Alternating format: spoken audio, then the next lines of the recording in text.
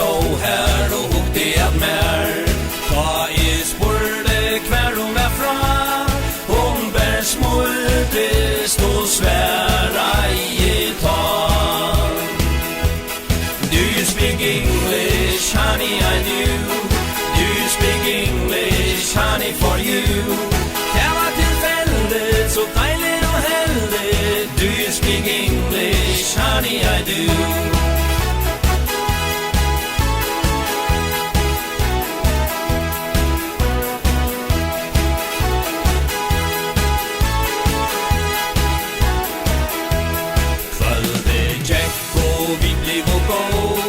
Kjensson var bränd och i hjärsta en glow.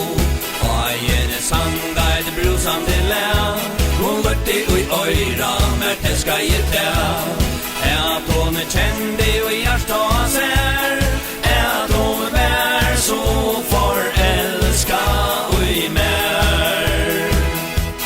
Do you speak English, honey, I do. Do you speak English, honey, for you? So deilig og heldig. Do you speak English, honey, I do.